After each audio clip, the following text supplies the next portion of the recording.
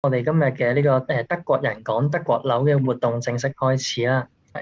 咁我首先介紹我自己啦，我係 William，咁我係澤點海外嘅同事。咁我哋澤點海外咧係一間專注於海外物業嘅資訊性平台嚟嘅。咁我哋平時都會係同嗰個我哋嘅網頁啦、Facebook 啦同埋 YouTube 上面去分享一啲有關海外物業嘅相關資訊俾大家嘅。同埋可能會有啲唔同嘅最新嘅新聞嘅 update 啦。咁大家如果有興趣，可以獲取更多呢啲關於海外物業嘅資訊咧，可以去到我哋嘅呢個網頁啦，同埋我哋嘅 Facebook 啦，同埋我哋嘅 YouTube 度去了解更多相關嘅資訊嘅。係啦。咁然後我哋今日嘅活動主題咧就係德國人講德國樓。咁我哋邀請到一位德國人 Dietmar 同大家分享翻一個關於德國物業市場嘅一啲嘅最新嘅資訊。係啦。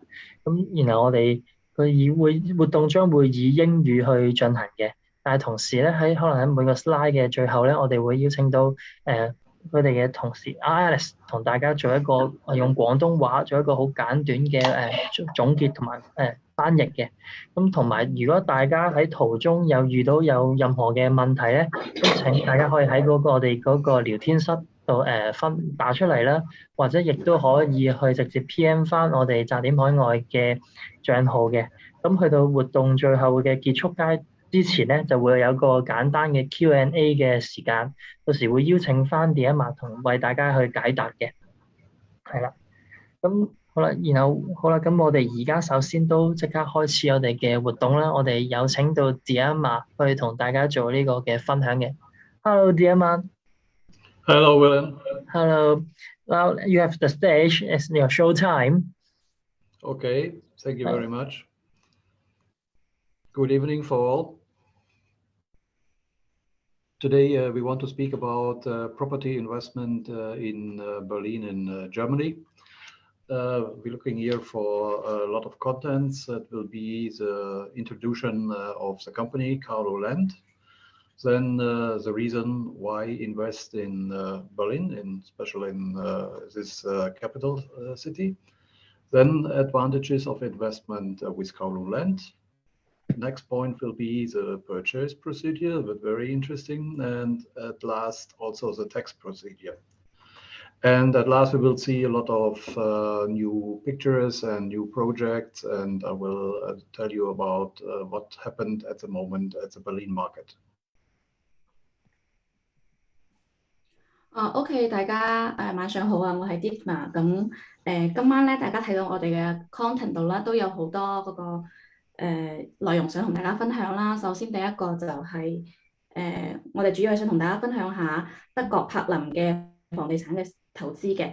咁大家睇到嗰個內容咧，我哋主要想同大家分享6個點啦。第一個就係我先介紹下我哋公司 Carlo Land 啦。第二個就係點解要喺德國柏林呢個首都即係德國嘅首都裏邊去投資啦。第三個就係同我哋一齊合作投資咧，有啲咩優勢啦。第四個就係我哋嘅購買嘅流程啦。第五個就係我哋嘅嗰個稅務嘅流程啦。第六個就係大家就會睇到好多我哋過去嘅一啲項目嘅相啦，同埋我哋柏林市場嘅一啲項目嘅。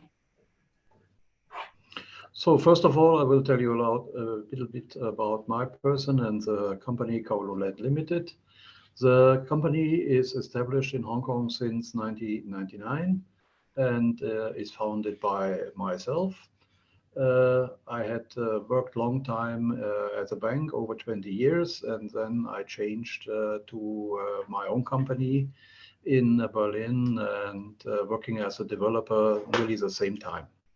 So I have a rich experience about the Berlin market and about the property market. Here in Hong Kong, we make consultation for different clients and in special for tailor-made investments in Berlin and in Germany. One of the things which we offer is a full package service for our clients about their investment in Berlin. 咁喺呢個活動開始之前咧，我先介紹下我自己同埋我公司啦。咁我係 Dietmar 啦，我哋公司叫做 Carlo Land Limited。咁我哋公司喺1999年就已經喺香港成立啦。咁都係由我自己去創立嘅。咁我之前咧都係喺銀行裏邊做嘢啦，做咗超過20年嘅。咁之後咧我就轉到去自己做德國柏林房地產嘅開發商，然之後自己開間公司。咁同埋我自己對柏林呢個市場同埋對德國嘅房地產市場係相當熟悉啦，同埋經驗比較豐富嘅。同埋我哋喺香港而家主要係提供一啲關於德國同埋柏林嘅房地產嘅諮詢活動，同埋可以幫大家定製你哋想要嘅投資項目啦。同埋我哋會為大家提供房地產投資嘅全套服務嘅。Furthermore, some details about the developer. The developer worked since 1997 in the property development in Berlin. Over 1,500 single and family houses were built and sold in the last years. It's a rich experience and focused on constructing new residential apartments with high quality materials. And also Kowloon Land and developer have extensive and solid network to other professional property partners in Berlin. On the following pictures, you see what all is done in the last year for your example. 咁講到房地產投資，我哋就肯定會提到開發商嘅。咁我哋合作嘅開發商咧，其實都係非常之歷史悠久嘅。都算係喺1997年就已經成立㗎啦。呢個係我哋主要嘅合作嘅開發商啦。咁喺過去呢啲時間咧，我哋已經建造咗超過1500座嘅獨立嘅嗰啲家庭洋房啦。同埋我哋以前咧係喺我哋進軍開發房地產之前咧，我哋係專注於歷史建築嘅一個維修啊呢啲嘅，同埋我哋而家咧就專注於建築新嘅一啲住宅啦，同埋公寓啦，同埋個質量咧係非常之高嘅。同埋與此同時，我哋呢啲開發商咧之間都係有非常之好嘅人際關係網啦，同埋無論係柏林定係德國，咁就可以幫我哋嘅客戶去揾到一啲更加好嘅項目啦。Now we come to the most important question: why invest in Berlin? Berlin has a lot of advantages. You see it here. The drive is partly due to the sustained high demand for housing, which will continue in view of the refugee migration. Consequently, new letting agreements prices increased by 4% in multifamily houses. This 4% is really the minimum price at the moment. It is much more higher at the actual situation. Marked by historically low interest rates, another reason for the continued strong demand from private and institutional investors can be attributed to the further decline in real interest rate index. The demand is reflected in the high volume of transactions dealing with residential portfolios. Somebody of you will ask about the Corona situation. The Corona situation have no influence of the actual market. It goes on as before. The strong population increase is in the capital at the end of 2021. Nearly 3.664 million people lived in Berlin. The future thing is at the end of 2030 will be around 3.8 to 3.9 million people. Low entry barrier, low prices, secure investment and high growth potential mean great value opportunities. This is right. I will show you later some statistics about it.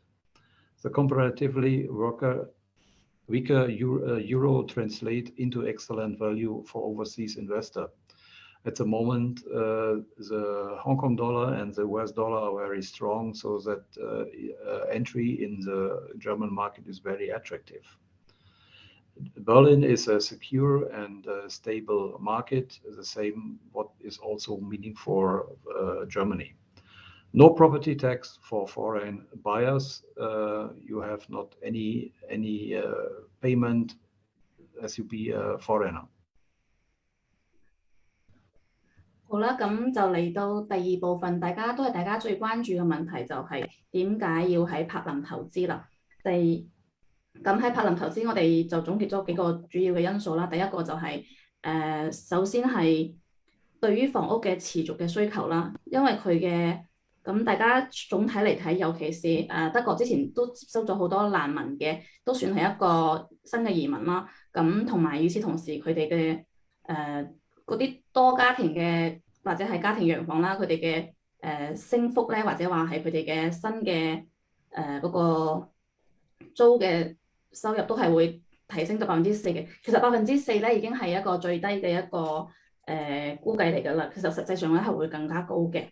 咁第二個咧就係德國嘅利率啦係史無前例嘅低啦，同埋呢個仲有一個就係私人同埋機構投資者咧可以更即係都話可能會之後持續會呢個利率會持續走低嘅，同埋咧咁呢個需求咧就會反映喺一個我哋住宅項目嘅一個高需求上面啦。咁同埋都有人會問話，咁今一次嘅新冠疫情咧會唔會對我哋嘅房地產市場或者話對德國嘅房地產市場有冇影響咧？咁其實係冇咩影響嘅，因為實際嘅市場反響咧都係呢個市場一直都係喺度上漲緊嘅。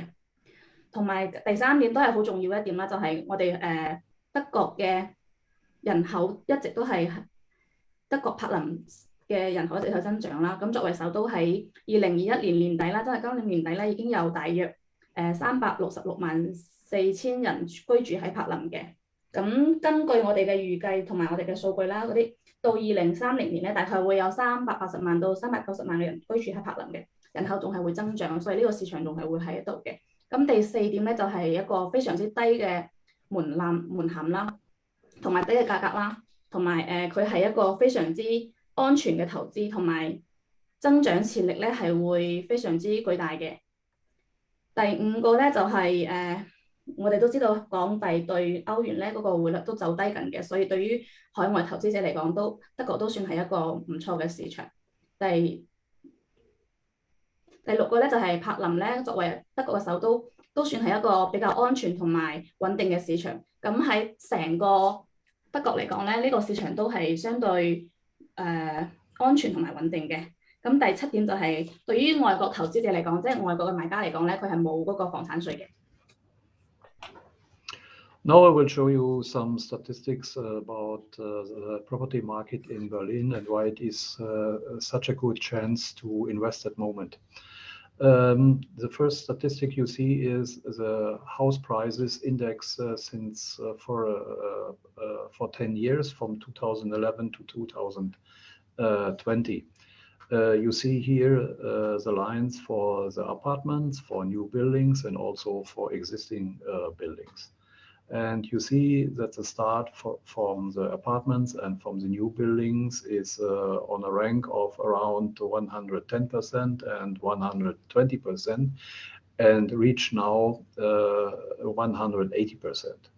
We speak here only about the increase in value, not about the increase of interest. So you see that in 10 years, nearly the double price is done when you do an investment in 2011 and 2012.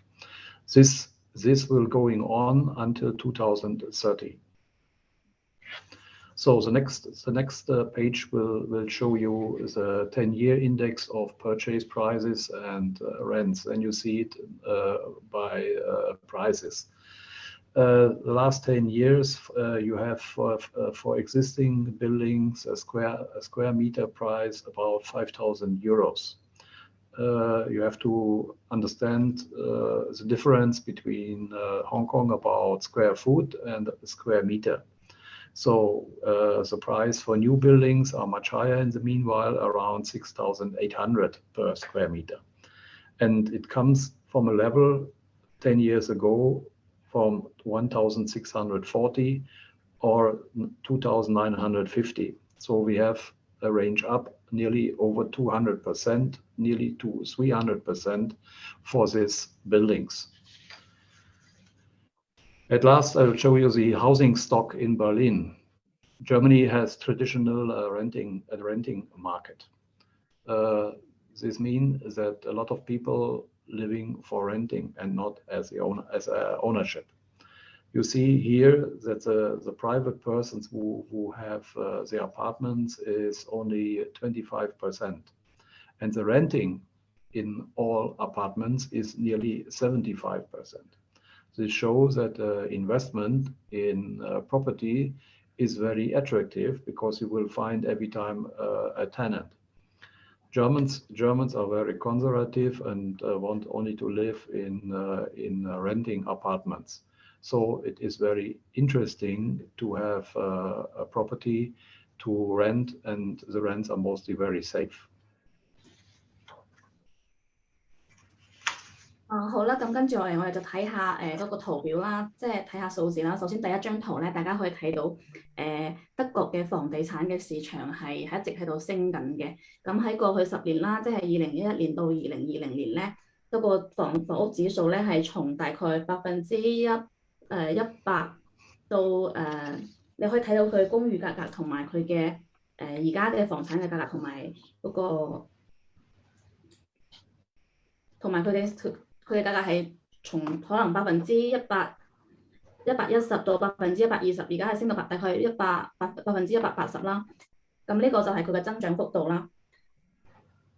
咁呢個趨勢係會一直持續到2030年嘅。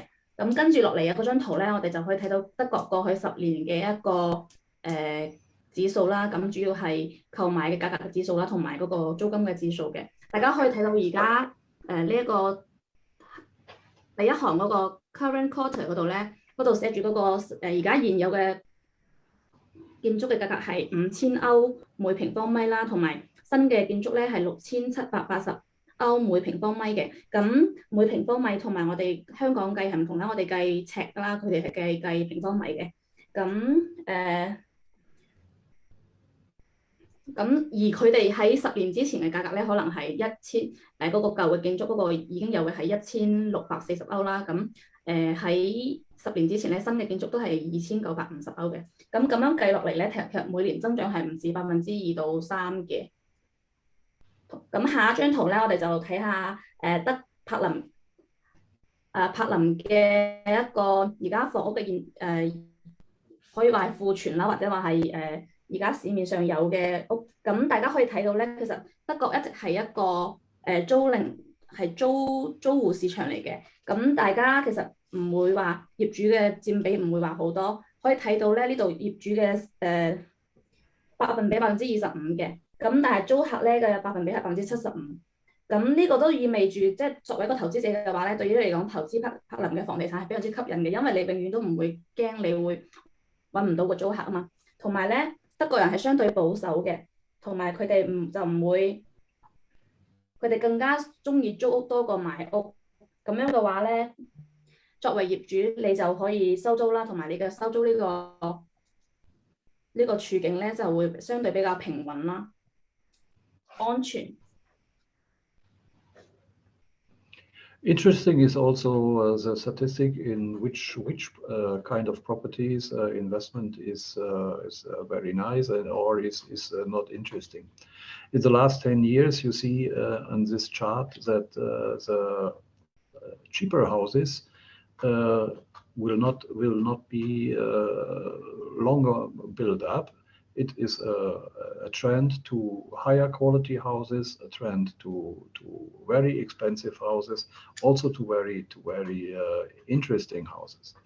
So for this case, it growing up from the cheaper one, from the 2,000 to 3,000, to the segment of nearly 7,500. The next statistic. Yeah. The next statistic, what you see is about the price segment for the tenants, and you see that it's nearly the same progress as in the normal properties. We had only at the last, you see the charts is going down very, very slow. This was a time in Berlin when the government wanted to cap the renting. But you see the result after the German court had cut it. The renting price is growing up very fast. At last, we have the construction crisis. Normally, a lot of buildings in Berlin have to build. The expert thinking about 205,000 residential facilities are needed very shortly. The problem is normally that it is not so easy to build up all this in short time. That will mean that the market will be strong, and that the prices will going on. You see here that some areas, especially here Marzahn, Hellersdorf, and Köpenick, could be only built up to 3,000 to 5,000 apartments. The really problem areas like Wedding need over 17,500 new facilities, and it will be a big problem to build it up there.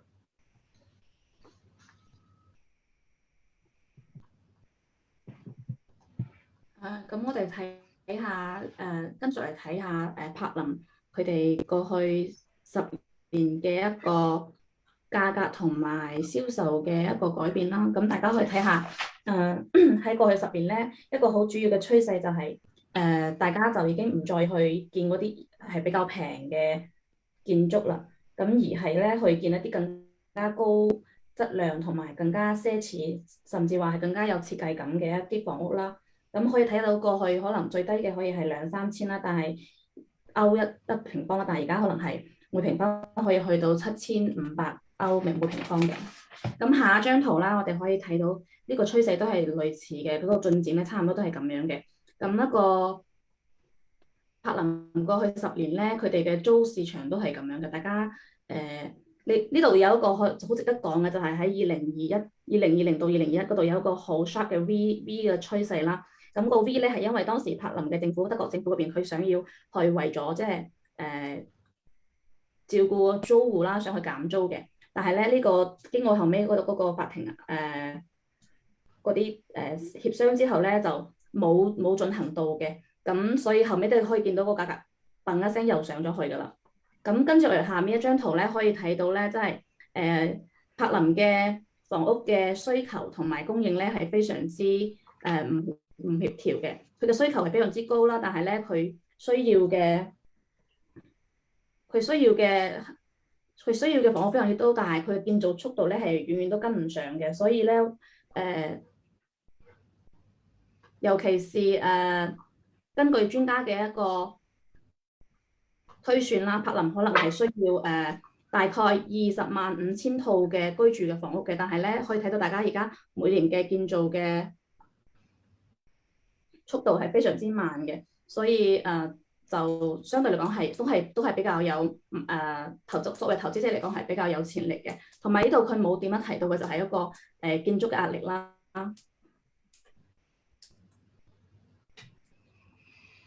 So the interesting question is also every time why I have to go to a foreign country and invest there. So, and one of the most advantages of investment here with Kowloon Land is a full service package. This included by the management services, the contract management, the accounting, the general management, technical building management, power of attorney, invoicing, remuneration, representation, liability insurance, and to look for seek tenants. By the tax service, it's including the drafting, preparing, recurring German tax returns, clarification of general tax questions, appeals and representation with fiscal authorities and courts, and support and representation during tax audits. 咁跟住落嚟咧，可能大家都話咁既然我啱先講咗咁多關於去外國投資嘅嘢，咁點解咁我去外國投資仲有啲咩好處咧？咁我哋公司而家提供嘅一啲服務咧，主要係全套服務嚟嘅，主要包括我哋嘅管理服務啦，同埋嗰個稅務嘅服務嘅。咁關於管理服務呢邊咧，我哋會幫大家去起草嗰個合同啦，合同管理呢方面我哋會有嘅，會計呢方面係會有嘅，同埋一啲平時嘅管理咧，一般嘅管理、物業管理我哋都係會有嘅，同埋技術方面嗰啲物業管理都係會有嘅，同埋律師啦、發票啦。同埋一啲我哋平時可能會發生嘅一啲報酬啊、賠償嘅嘢都會有嘅，同埋代表啦，同埋嗰個責任保險啦，同埋去幫你揾租客咧，呢啲都係會包含喺我哋嘅管理服務裏邊嘅。咁跟住嚟咧就係我哋嘅稅務服務啦。咁稅務服務主要係包括咗現有所有嘅一啲稅務嘅諮詢服務啦，包括係法庭裏邊甚至係法庭外面嘅所有同埋德國嘅稅務法相關嘅一啲事務都會包含嘅，尤其是起草同埋準備嗰個德國嘅報稅啦，同埋去澄清一啲稅務嘅問題啦，同埋去上訴啦，或者係去幫嗰個業主代表出庭啦，同埋出現喺一啲需要出現嘅權威嘅機構裏邊嘅，同埋我哋會幫業主去喺嗰個稅務嘅審計期間啦，提供一啲支持同埋代表服務嘅。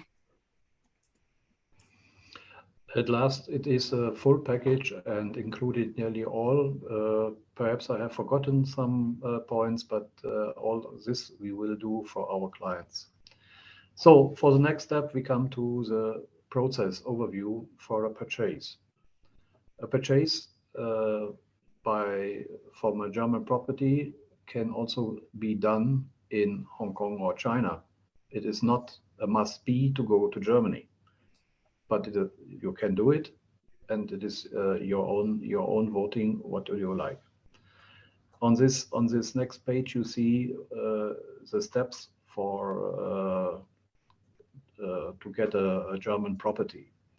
It's normally a very structured process, and you see that here you will be as our company as your partner, and we will do all the ways and all the contacts with the German notary, and we'll also have here the contact with a notary in Hong Kong, where you have to sign the contract.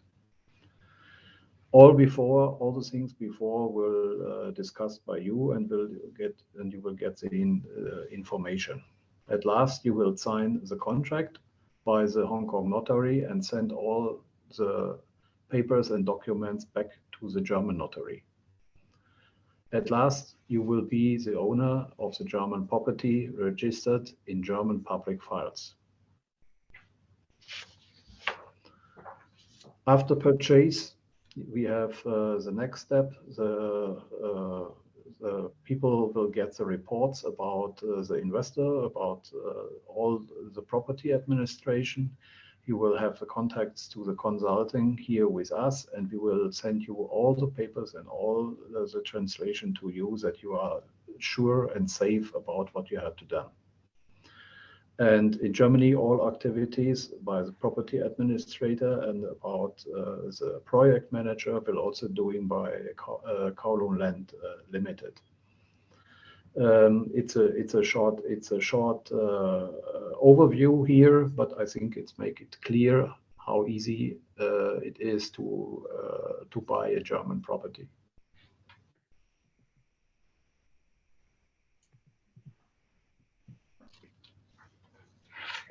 咁第4點，我哋嚟講下我哋購買嘅一個流程啦。大家可以睇到呢個流程其實都非常之簡單嘅。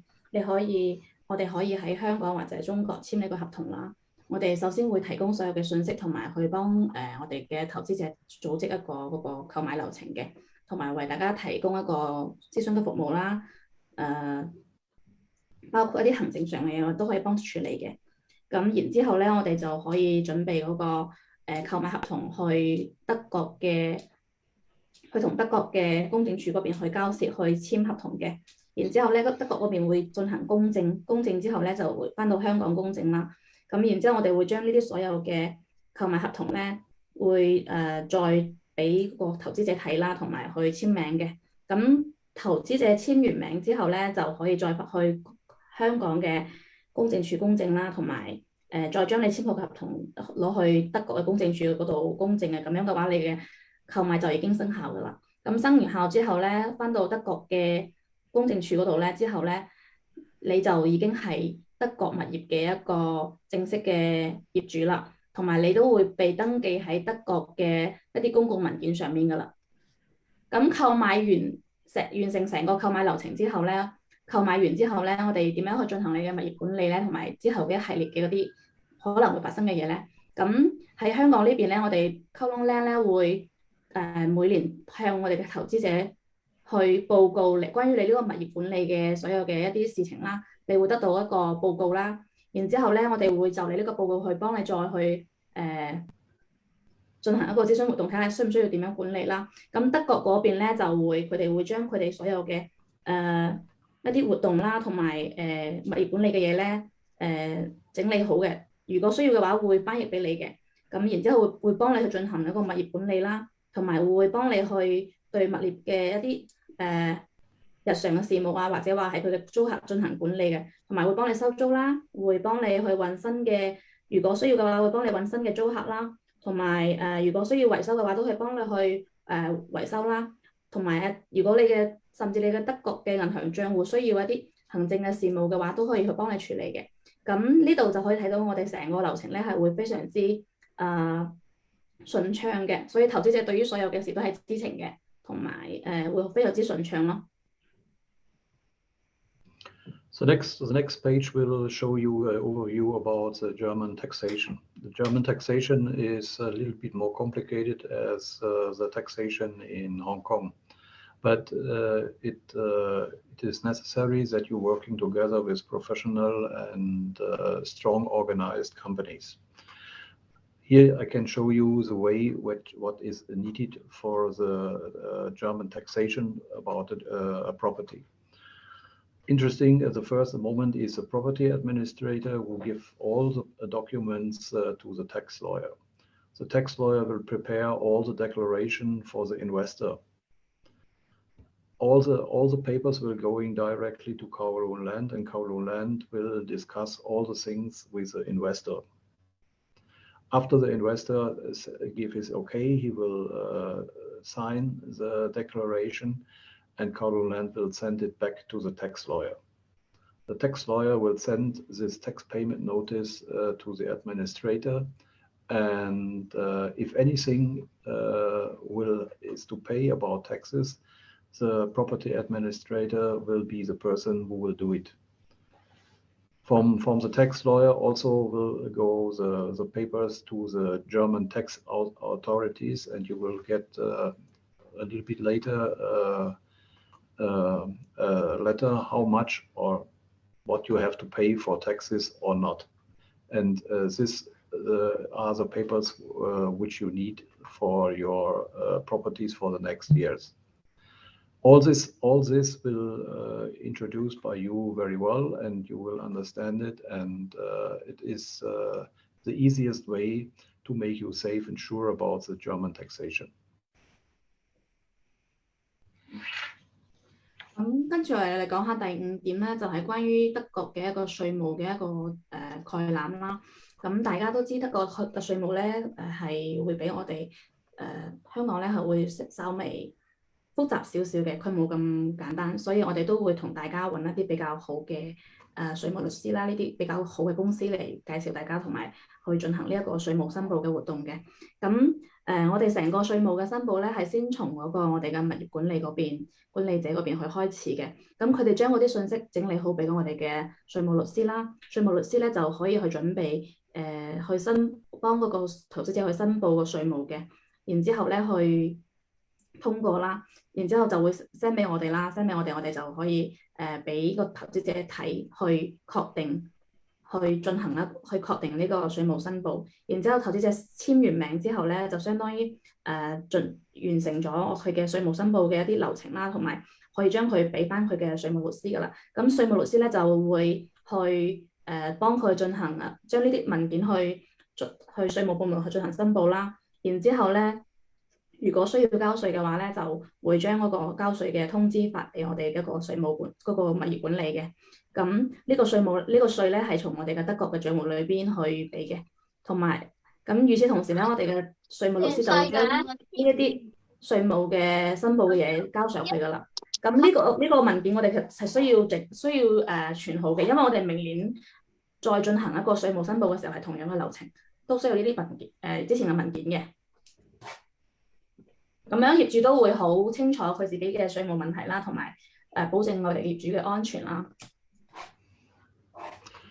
After this process overview, it's time to looking a little bit on new projects and what we have done. You see here a lot of pictures of projects which are done, which are sold out. You see something here in Düsseldorf with 5 units and volume of 5.8 million. And also see a project in Düsseldorf with 139 units and 60 million. At last, we had also done here an offer the project in Paris, an office building about 170 billion. But in the meanwhile, we concentrate full of Germany, because this market is so huge and so interesting for the investors that it will be enough. One of the additional portfolios what we had done in the past is the project in Großzieten, also called the town of gardens. Großzieten is a typical place in at the border of Berlin in the south, nearby the new airport Berlin Schönefeld or Willy Brandt Flughafen. It's a very interesting area with lots of subways, S-Bahn, bus, and other facilities to come to the city. And you see it is a very development infrastructure. The distance to the city of Berlin are very small. You see you are in 30 minutes in the inner city of Berlin to the highlights of Potsdamer Platz, Alexanderplatz, Brandenburger Tor, Kurfürstendamm. Okay, aus. OK。咁同大家介紹完咁多上面嘅資訊啦，咁同大家嚟睇下我哋現有或者話我哋過去曾經做過一啲項目啦。首先係第一個我哋啱先第一張圖嗰度咧，係嗰個可以睇到啦，我哋曾經喺杜塞爾多夫嗰邊咧都有嗰個項目啦，嗰個項目大概係5套嘅，咁個成個價值係580萬歐羅。然之後咧就都係喺杜塞爾多夫嘅一個住宅項目啦，咁係139套嘅，然之後成個嘅係6000萬歐羅嘅，同埋我哋之前喺巴黎咧都有過一個商業嘅項目嘅，咁成個嗰個商業項目係主要係做 office 用㗎啦，同埋佢成個嘅價值係1700萬歐羅嘅，咁喺咁多項目之中咧，我哋可能我哋想同大家即係着重去講下我哋比較有趣嘅一個項目啦，就係我哋過去3年之內完成嘅，過去3到5年之內完成一個新嘅項目嘅。咁呢個項目叫做 Großzieten 啦。咁我哋佢嘅主打嘅概念就係好似一個花園咁啦，一個花園住宅嚟嘅。咁可以睇到咧，咁而家我睇到係佢嘅嗰個外觀啦。然之後咧，而家係可以睇到佢個成個嘅一個配套嘅。咁可以見到啦，因為呢個 Großzieten咧，佢係同柏林係好近嘅。咁佢下邊咧係一個Schnellfeld 嗰個Schnellfeld 嗰個機場嚟嘅。咁可以睇到啦，同埋佢隔離佢周圍咧係有非常之多嘅地鐵啦，同埋巴士咧呢啲公共交通嘅。同埋佢嘅成個配套設施係非常之好㗎啦，因為佢係就隔離咧都係會有我哋嘅所謂嘅幼稚園啦、小學啦同埋高中嗰啲學校嘅，非常之適合家庭居住啦。同埋咧喺距離方面啦，距離方面可以睇到啦。如果你係住喺高斯廷呢個項目嘅話咧，你去到柏林市中心都係淨係需要揸30分鐘嘅車嚟嘅咋。然之後你就可以揸30分鐘車，你就可以去到柏林市中心啦。包括到達佢最出名嗰啲景點啦，比如話 Potsdamer Plaza、Alexander Plaza 同埋嗰個Brandenburg 嗰個門啦，同埋即係嗰個門同埋嗰個Kurfürstendamm，即係佢係最出名嘅一條購物街嚟嘅。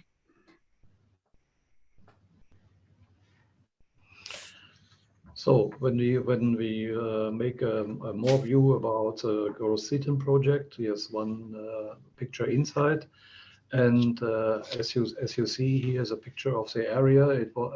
This was a building of three houses with 18 units in total. So mostly were 2 bedrooms and with 1 or 2 bathrooms. Every unit have cars parking space and a balcony or terrace. Also, what is normally typical for the German buildings, every apartment have a separate storage room, which is not including in the normal living area. So the sizes of the apartments are between 87 to nearly 100 square meters. So the storage rooms are additional 6 square meters, and also the areas included a lot of parking places for the houses.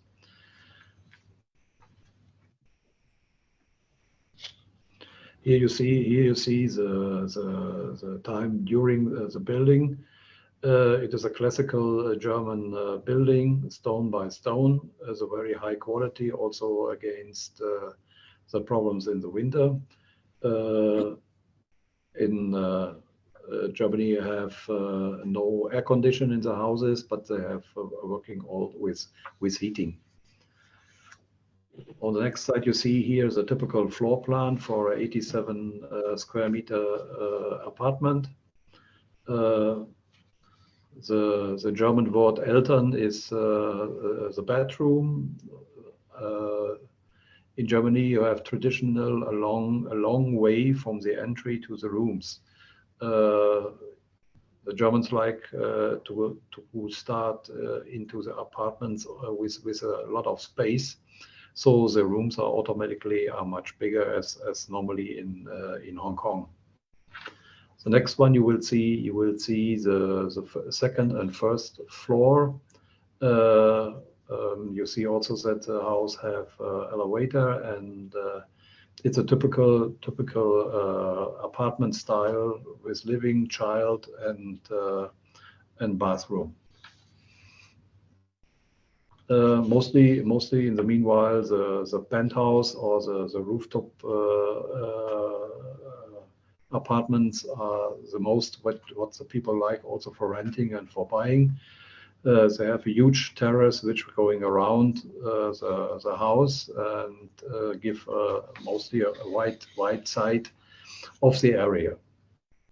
The fixture and fittings of the houses was in a very high quality, and also of course for sustainability about the regulations in Germany. At last you see the price list for Großzitten at this time.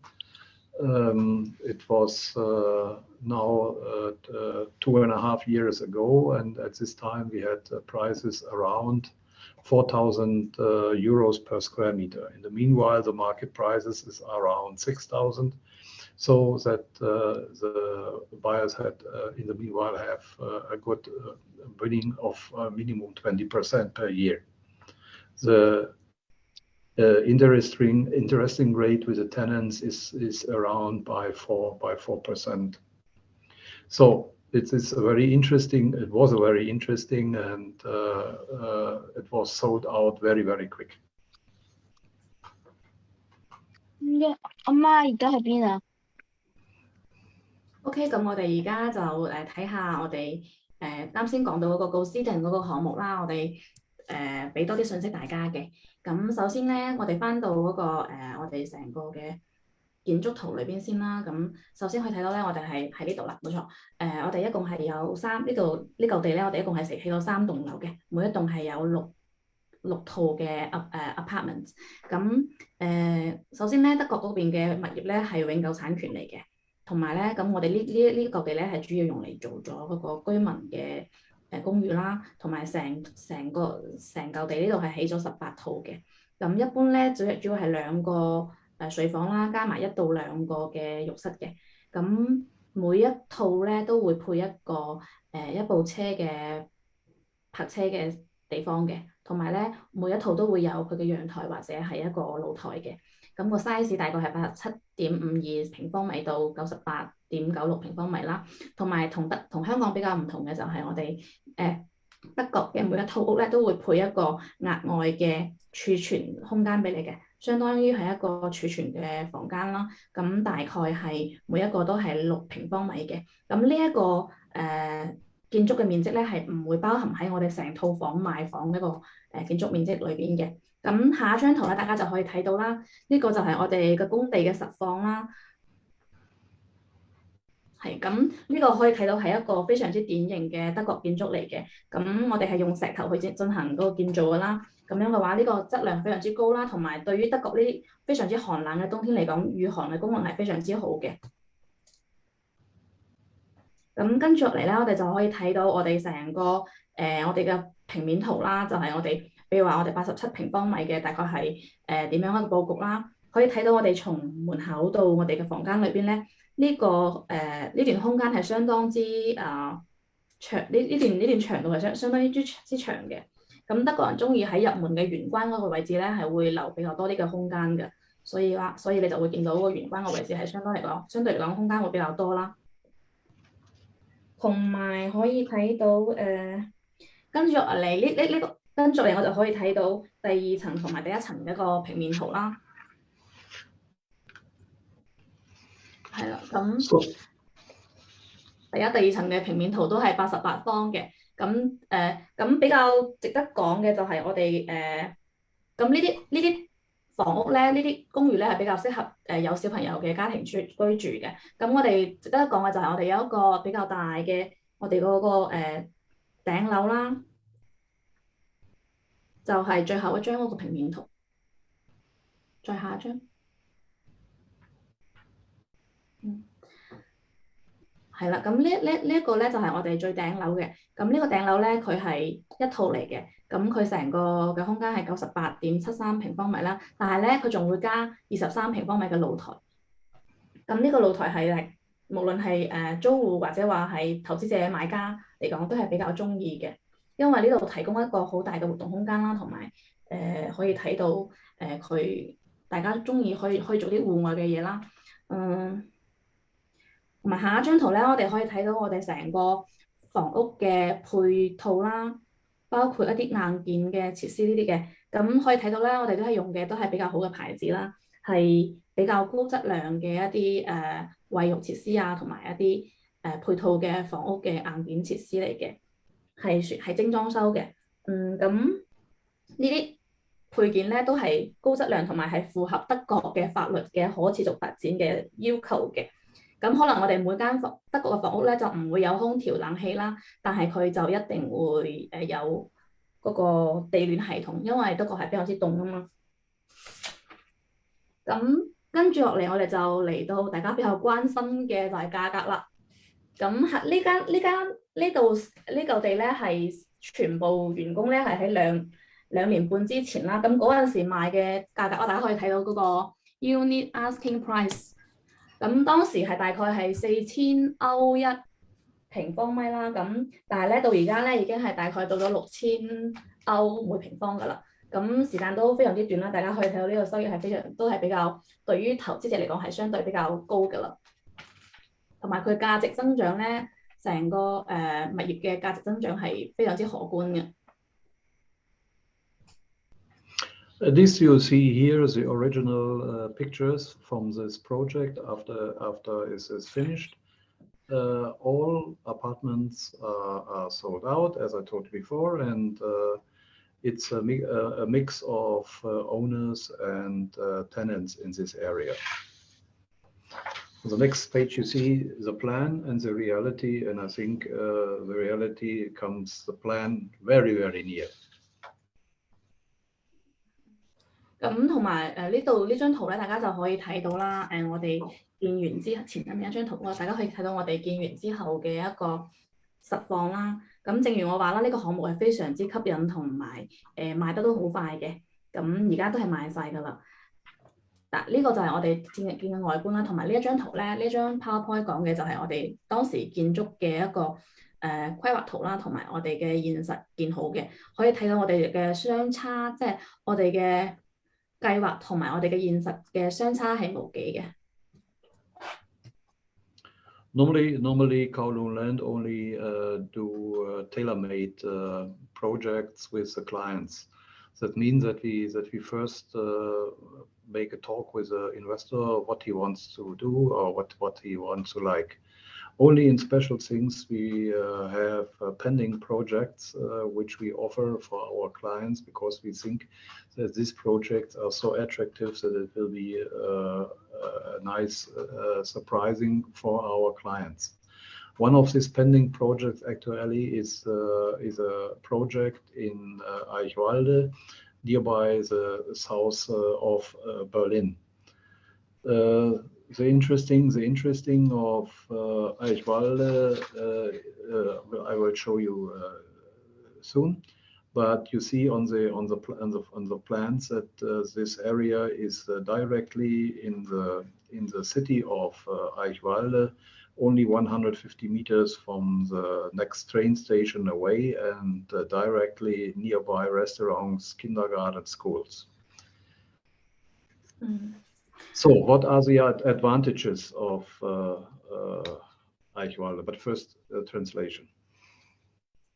OK， 咁我哋九龍地產咧，主要係幫我哋嘅投資者去提供一個量身定製嘅項目啦。一般嚟講，我哋喺投資者決定投資之前，會同佢哋先傾一傾，睇下佢哋想要嘅係咩類型嘅項目啦，同埋呢啲細節啦。但係都會有一啲現有嘅項目係會俾個客人揀嘅。咁呢啲情況唔多。咁但係現時咧，我哋即係現時手頭上就係有一個而家咁樣嘅項目啦，可以都係比較吸引嘅，可以介紹俾個客人嘅，或者客人都會覺得驚喜嘅。咁就係 Eichwalde 呢個項目啦。咁呢個項目可以睇到啦，佢大家可以喺地圖上面睇到啦，佢係喺柏林嘅南部嘅。同埋佢嘅成係一嚿地嚟嘅。係可以，同埋佢係成個係喺 Eichwalde 呢個市中心啦。佢附近大概150米左右就有巴士站啦，同埋佢附近係有成個配套嘅，比如話餐廳啦、幼稚園啦、學校啦等等嘅。So the advantages of the project in Eichwalde are the location. It is, as I told before, it is directly in the city of Eichwalde, a very good address for family houses and a perfect situation for renting because Berlin is nearly only 5 minutes away, and you have the motorway and the trains directly nearby the small city. The new airport Berlin is only 15 minutes away. You can go by train with a S-Bahn in 25 to 30 minutes. At the village is a kindergarten, primary school, middle school, and high school, all reachable by foot. The highlight here in this area is the new Tesla Gigafactory, which is built up in Grünheide, which is only 10 kilometers away. The factory is nearly ready. Elon Musk also built up a new battery factory directly at the car factory, so that over 10,000 people will looking here for new apartments and new buildings. Environment is very good. Eichwalde is a very green city, nearby a lot of lakes and forest. at the weekend you can go in very short time to the greens and to the forest. The building area is completely free and brushed with water, gas, and energy in the street. Also very easy to build up. At the moment, the developer had apply for the building authority. The building confirmation will coming soon. 好啦，咁我哋啱先提到呢個我哋而家現有嘅項目啦 ，iQuart。咁講到呢個項目，我哋都要講下佢嘅優勢啦。首先第一個優勢就係佢嘅位置啦，佢個位置非常之好啦。就好似啱啱講過啦，佢喺 iQuart 呢個市中心裏邊啦。對於家庭嘅一個房屋嚟講咧，係一個非常之好嘅位置嚟嘅。同埋咧，無論你係買定係租，就係你係買嚟自住咧，定係買嚟放租都係非常之好嘅。正如我啱先講過，德國係一個租戶市場啦，咁大家好多人租屋住嘅，咁所以呢個無論係自住定係買嚟放租都係非常之好㗎啦。同埋呢個城市唔係好大㗎咋，你可能行5分鐘你就已經去到你嘅需要嘅車站啊、公交站啊呢啲地方㗎啦。咁同埋佢嘅交通係非常之便利啦。佢去機場大概係50分鐘啦，咁去柏林嗰個高速啦，同埋係去嗰個我哋嘅地鐵啦，都係25到30分鐘㗎咋。同埋佢周圍咧個學校咧都係會配套非常之好嘅。所有嘅幼稚園啊、小學啊，同埋中學、高中都係行路都可以到達嘅，就唔使揸車。同埋非常之值得提嘅一點就係呢個地嘅周圍10公里以外咧，就係Tesla 喺柏林嘅新嘅工廠。咁呢一個項目咧就會喺2021年，即係今年啦，就會完成㗎啦。咁呢個Tesla 呢個汽車嘅工廠嘅建立咧，都意味住跟住落嚟咧就會有大概1萬個人啦，會嚟呢度揾地方住嘅。所以呢個地係相對嚟講比較吸引。咁同埋咧呢嚿地嘅附近啦，都係環境非常之好啦。佢附近有好多湖啦、湖泊啦，同埋森林啦，同埋成個嘅環境係非常之綠色嘅。所以如果係週末你想出去森林啊，或者係想去大自然中，都係非常之簡單同埋快速嘅。同埋咧呢度其他嘅設施啦，比如話呢度而家呢個地已經係清晒出嚟㗎啦，已經係可以去起建築㗎啦。同埋我哋嘅開發商咧都已經向政府部門咧申請嗰個建築許可啦，都已經就嚟批落嚟㗎啦。所以會係一個即將開啟嘅項目啦。同埋呢嚿地嘅附近嘅水電煤呢啲所有嘅設施都係配備完善㗎啦。On the next pages, you see the project. The project in Eichwalde is a small project, only with 4 apartments. It's a whole house. At the area plan, you see that it is built up in an existing quarter, so it is you have the existing neighborhood. The building is nearly the same as in Großzieten. It's very popular in German to build up this kind of buildings because everybody is a little bit separated. The ground floor apartments have mostly a garden. In the first floor and the second floor mostly the balcony, and the rooftop have this great balcony around all the apartment.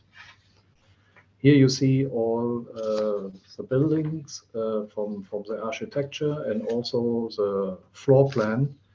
With the Staffelgeschoss is mean in German the rooftop, and Erdgeschoss is called the ground floor. Obergeschoss is called the first or second floor. So you see it is a very interesting architecture with a huge apartment on the ground floor, which you can also use with people by wheelchair. So in the second and first floor is a typical 70-75 square meter apartments, and the rooftop is with around 115 square meter a special property. The next pages show you the insights and also the other things what belong to the apply for the building authority. At last you find at the outside the building have six parking places outside and also a storage for every unit. So it's enough space to living there. It's a wonderful area, and you see that the sun will coming from the south in the afternoon. That is very important for German tenants and also for German owners. 好，咁我哋跟住俾多啲信息大家關於呢個俾多啲信息大家啦，關於呢個項目。咁 I4 呢個項目咧，大家可以睇到呢度係一個項目，我哋大概可能都係會起四座度嘅。咁跟住嚟呢個項目就可以睇到大家，我哋都會起大家德國人比較中意嗰種類型啦。就係好似我哋啱先見到個告斯頓嗰個項目咁啦，一棟建築咁大概係4層啦，第一層咧就係有一個花園啦，第二、第三層有個陽台啦、露台啦，最後尾嗰個頂層咧就會有一個大嘅露台嘅。咁呢個就係我哋嗰個項目嗰個一個大概嘅設計師嘅設計圖啦，就係一個平面圖嚟嘅，分別係我哋嘅地面啦，同埋2、3層啦，同埋嗰個頂層嘅一個圖紙嚟嘅。咁第一層嗰個大花園嗰個咧，同埋都係比較無障礙嘅。如果係嗰個租戶或者話係個業主需要係坐輪椅嘅話，都係 OK 嘅。咁同埋呢個地後出邊咧係會有6個車位啦，同埋每一套公寓都會再配一個儲存室嘅。咁樣嘅話咧，大家就會有足夠嘅空間生活喺度啦。同埋咧呢度採光都非常之好嘅，到時候陽光會從南邊照過去啦。咁無論係即係德國人都比較中意啦，無論係租戶定係業主嚟講都中意採光比較好嘅。咁跟住落嚟呢啲就係我哋嘅其他嘅一啲圖紙啦，同埋我哋向德國嘅一啲官方嘅權威機構去遞交嗰個建築許可同埋申請嘅一啲圖紙同埋文件啦。Altogether, it is a very interesting investment project. It is possible to buy only one apartment or 2 apartments, also to buy and invest in the whole building. The price per square meter is 5,950 euro per square meter, and for the whole building, it starts around with 1.95 million euro. So it is compared to Hong Kong apartments nearly a very low price for such a building. If you have any interest, then look on our website or don't hesitate to contact us about this project.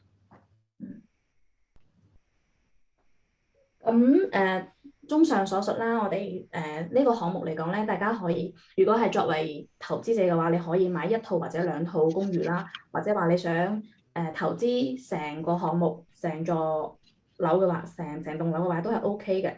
咁我哋而家大概每平方米嘅售價係5950歐每平方米啦。如果係成個項目嘅話，大概係195萬歐羅嘅。咁當然啦，呢個價格可能相對香港嘅樓價嚟講係非常之平噶啦，價格係比較低噶啦。咁大家如果有興趣都可以去睇下我哋嘅網站，獲取更加多嘅資訊。So thank you very much for your attention. I'm looking forward now for your questions about the German properties in Berlin. 咁而家我已經完成晒我成個嘅 presentation 啦。咁如果大家有問題嘅話，可以問我啦。唔該晒大家嘅聆聽。係。好，唔該晒 Alex，同埋唔該晒 Dietmar。咁啱啱咧，我哋都見到有我哋嘅聽眾朋友有一啲關於你哋呢個項目嘅問題嘅，可能要請 Alex 幫我翻譯俾阿 Dietmar 聽。咁有聽眾朋友就問到話呢個 Arch 呢個項目咧，距離市中心個距離可能會比較遠，搭車可能要1個鐘頭嘅時間。就問到呢個距離會唔會係有啲遠咧？會唔會影響到佢呢個嘅項目嘅啲可能租務啊嘅情況啊？哦，你係話去柏林市中心1個鐘係咪？係啊。Okay, Dietmar, thank you for your presentation. Actually, during our presentation, there are the audience. They also raised their questions. One of the question is about Eichhua project, and they ask. It seems that Eichhua city is 8 hours drive to Berlin city center. Is it too far? And is it too far? And and will it be a trouble to find tenants? Eichwalde is not far because the motorway from Eichwalde is only 5 minutes. And on this motorway, you will going in 20 minutes to the city west and also to the city east. The second one is that the train station have 2 S-Bahn, that is the public tram in Berlin, which brings the people to city east and city west in around 30-35 minutes. So it's a normal way for the most people who work in Berlin but want to live outside. Eichwalde as city is very high, asking about the people, about the nature and about the quiet things around them. So the renting prices in Eichwalde are very high. At the moment, we have 10 apartment prices for renting between 16 to 18 euros per square meter. So it is a situation that people looking for every apartment, but they don't find it. The next situation is that Tesla will looking also for a lot of apartments for his workers, and actually it give also some questions for the developer to make renting contracts before the building will start.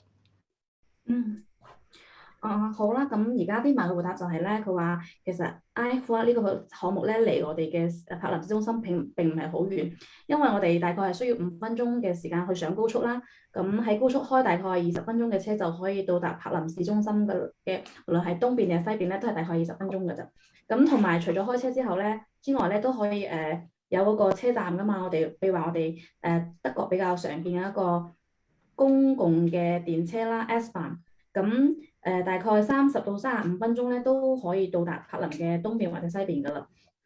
咁呢啲咧就係大家平常正常上班嘅一啲路線啦，同埋咧Eichhua 比較適合咧嗰啲想要即係喺柏林做嘢，同埋但係喺市中心以外嘅地方居住嘅人，同埋Eichhua非常之適合嗰啲中意大自然啦，同埋中意嗰啲幽靜嘅居住環境嘅租客嘅。咁關於其實Eichhua嘅租金都唔係好平㗎咋，佢而家每平方嘅租金可以去到16到18歐羅每平方米，所以咧佢同埋咧，就算佢租金咁高，都唔容易去揾到一啲新去揾到可以租嘅公寓或者係樓盤嘅。同埋咧 Tesla 而家咧都喺嗰邊附近建咗工廠啊嘛，所以咧其實 Tesla 都需要去為佢嘅僱員去尋找一啲居住嘅地方嘅。咁我哋就預計啦，好有可能喺呢個項目完成之前，喺我哋完成建造之前，我哋嘅開發商已經就同一啲公司或者係個人已經簽訂好嗰個租約啦。明白，所以其實係講緊話呢個德國柏林呢個城市，大家本身呢個項目去到柏林城市，大概其實無論你揸車定係話搭呢個班都係得差唔多半個鐘嘅時間，係咪？係，同埋就係話嗰個未來 Tesla 嗰個嘅factory 都會帶嚟一啲租務上嘅大量嘅需求，咁所以就唔需要擔心呢個租務嘅市場，係咪？咁同埋咧，同時我哋都有聽眾亦都問到啦，佢話因為佢其實見到個項目係咪比較近機場咧？咁如果係近機場嘅情況下邊咧，如果嗰個飛機嘅升降啊等等，會唔會帶來一啲嘅噪音嘅影響咧？哦，Dietmar, there is another question. It's about the I4 project too. Because you mentioned it's near to the airport. Will there be a noise? Will there be a problem of noise which caused by the distance, this closing distance between this project and the airport? Because you know, for the airport, you will have a lot of airplanes taking off and landing. Yes, this question is right because it's really, the airport is really near, but the flight corridors for the landing and for the starting are a little bit more in the north. So the airplanes which were landing or starting going more in the north. So I was there very often at every daytime, and I hear nothing about any noise or any problems or any else. Also, is at the village is no protest or anything else to see, because the people don't hear anything about the airplanes. 係咁樣嘅，因為咧佢話呢個問題問得好好啊，同埋因為咧機場係喺呢個項目嘅北方啦，所以成個項目大概係從嗰個北方嗰個機場嘅升降係喺佢嘅北面啊嘛。咁佢話佢曾經喺日頭嘅時間都去過嗰邊嘅，但係咧佢就冇聽到嗰個飛機場嘅帶嚟嘅一啲噪音啦。同埋咧佢話因為呢度附近都係一個居民區嚟㗎嘛。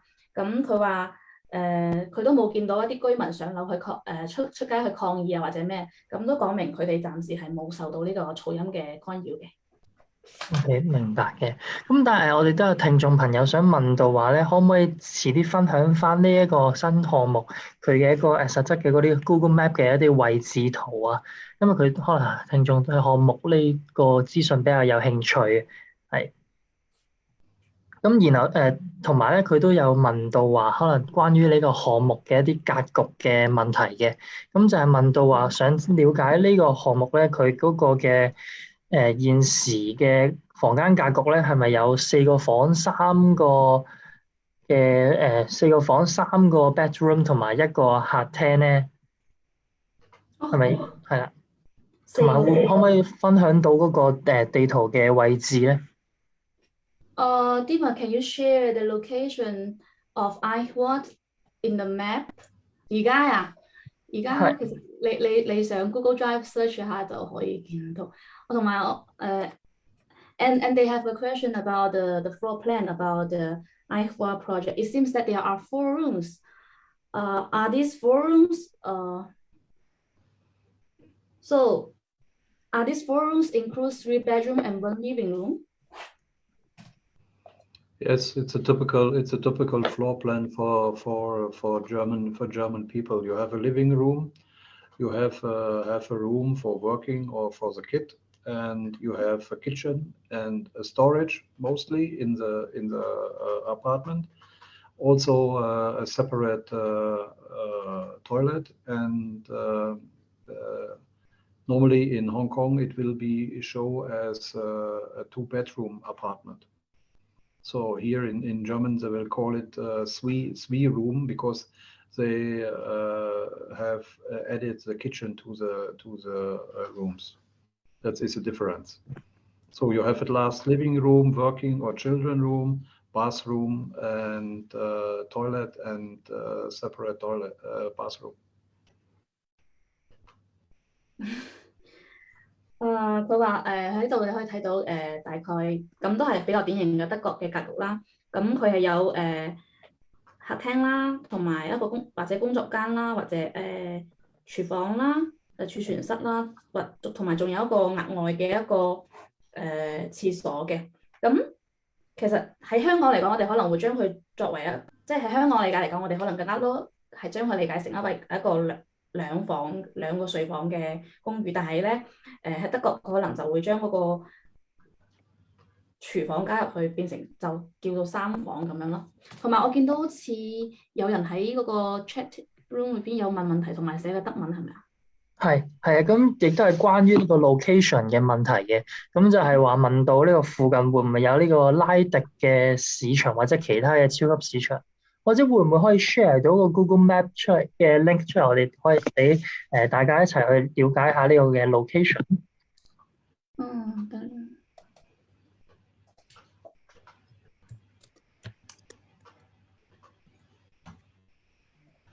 或者可以俾Dietmar睇下佢嘅問題啦。Dietmar, there are another question is about the supermarkets. Is there the supermarket like Lindes nearby? The supermarket is by feet is 6 minutes away. 佢話行去超市大概行6分鐘就到㗎啦。好。They have only go 2 streets, then you are directly in the inner city of Eichwalde with supermarkets and all other shops which you need for daily life. 大概行過2個街區啦，就可以見到超級市場啦，同埋見到其他嗰啲shops。係。好，咁我啱啱都收到你哋嘅link 啦，咁我而家就分享呢個你哋嘅資訊出嚟。好，唔該。You'll find it in Google Maps.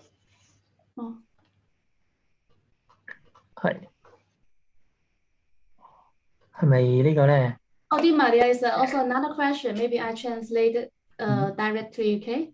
One of our audience want to ask if there are any apartments with 3 bedrooms and plus living room and dinner room. 係呢個關於格局嘅問題，可能頭先就已經問咗。係，或者介唔介意可以分享下呢個周邊嘅資訊環境？Dietmar, would you mind to share more information about the neighborhood of Eichwalde project? Here you can see the map, right? Yes, I see the map. Yeah, that's this place. Yes.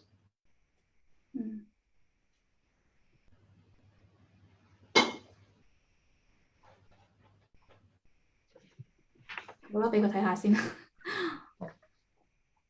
我啱啱將呢個 Google Map 嘅連結咧分享到我哋嘅 chat room 度啦，大家可以透過 chat room 嘅連結去了解到呢個項目嘅一啲周邊嘅 location 嘅資訊嘅。Yes. You see, it's all nearby about the lakes, about the swimming, about the forest, and to the inner city, it's only two streets to go by feet, and you are in the city with supermarkets, restaurants, and other shops. 佢話咁，但係喺呢個地圖上面咧，大家可以睇到啦，佢離嗰個湖邊啦，或者係森林呢啲等等都係非常之近㗎啦。同埋2個街，大概行過2條街咧，你就可以見到超市啦，同埋餐廳啦，同埋其他嘅店鋪呢啲嘅。And when you see the green S is the train station. 佢話有個綠色嘅叉個地方就係嗰個車站啦。So this is very close to start. 係啊，大家可以見到我哋畫面所顯示呢個 S 嘅呢個地方就係頭先提到嘅車站啦。咁而呢個位置就係個項目嘅位置，係啦。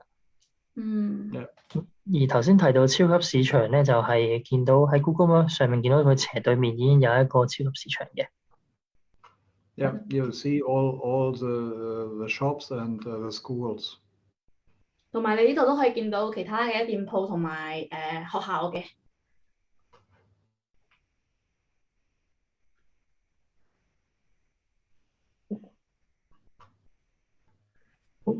咁而家係咪？